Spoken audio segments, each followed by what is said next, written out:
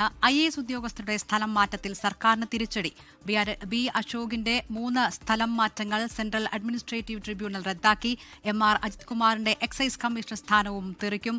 Excise commissioner സ്ഥാനം IAS cadre തസ്തിക എന്നാണ് സെൻട്രൽ അഡ്മിനിസ്ട്രേറ്റീവ് ട്രിബ്യൂണൽ വ്യക്തമാക്കിയിരിക്കുന്നത്. വിഷ്ണു സുരേഷാണ് കൊച്ചിയിൽ നിന്ന് വാർത്തയുടെ വിവരങ്ങളുമായി ചേരുന്നത്. വിഷ്ണു, സർക്കാരിന് വലിയ തിരിച്ചടിയായിട്ടുള്ള ഒരു തീരുമാനം ഇപ്പോൾ സെൻട്രൽ അഡ്മിനിസ്ട്രേറ്റീവ് ട്രൈബ്യൂണലിൽ നിന്ന് വരുന്നു. എന്താണ് അതിന്റെ വിവരങ്ങൾ? എന്തായിരിക്കും തുടർ നടപടി?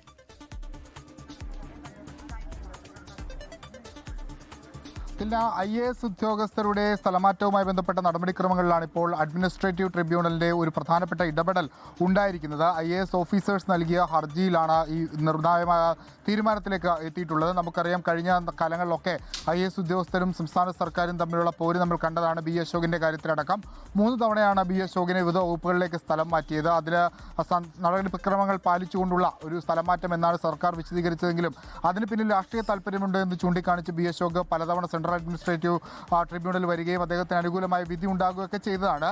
അതിനോട് ചേർന്ന് തന്നെ ഇപ്പോൾ വന്നിരിക്കുന്ന ഈ വിധിയും ഈ സ്ഥലമാറ്റവുമായി ബന്ധപ്പെട്ടുള്ള വിധിയും നമ്മൾ കണക്കാക്കേണ്ടതുണ്ട്. 2014 കേഡർ നിയമങ്ങൾ പാലിച്ചു വേണം ഇനിയുള്ള സ്ഥലം മാറ്റങ്ങൾ അല്ലെങ്കിൽ അത്തരത്തിലുള്ള സ്ഥലം മാറ്റങ്ങൾ നടത്താൻ എന്നുള്ളതാണ് സെൻട്രൽ അഡ്മിനിസ്ട്രേറ്റീവ് ട്രിബ്യൂണലിന്റെ നിർദ്ദേശം.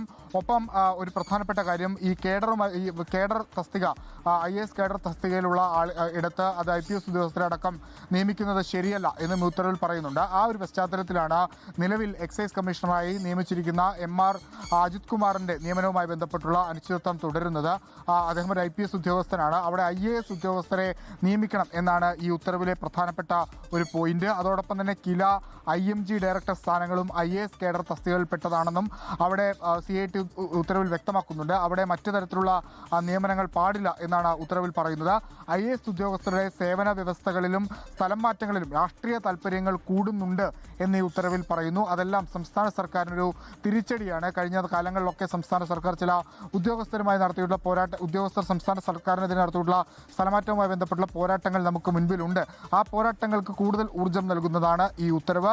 ഉറപ്പായും ഒരുപക്ഷെ ഈ ഉത്തരവിനെതിരെ സംസ്ഥാന സർക്കാർ ഹൈക്കോടതിയിലേക്ക് പോകാനുള്ള സാധ്യതയാണ് നിലവിലുള്ളത്. കഴിഞ്ഞ തവണ ഈ സെൻട്രൽ അഡ്മിനിസ്ട്രേറ്റീവ് ട്രൈബ്യൂണൽ ബി അശോകിനെതിരെ അശോകിന് അനുകൂലമായ നടപടികളൊക്കെ സ്വീകരിച്ചപ്പോൾ ഉടനടി തന്നെ സംസ്ഥാന സർക്കാർ ഹൈക്കോടതിയിലേക്ക് പോകുന്നത് നമ്മൾ കണ്ടതാണ്.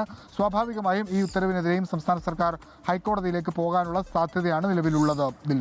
ലോകത്തെവിടെയായാലും ഏത് സമയത്തും 24 വാർത്തകളും ഓഗ്മെന്റഡ് റിയാലിറ്റി പാക്കേജുകളും എക്സ്പ്ലെയിനറുകളും വിശദമായി കാണാൻ ഞങ്ങളുടെ യൂട്യൂബ് ചാനൽ നിങ്ങൾക്ക് സബ്സ്ക്രൈബ് ചെയ്യാം.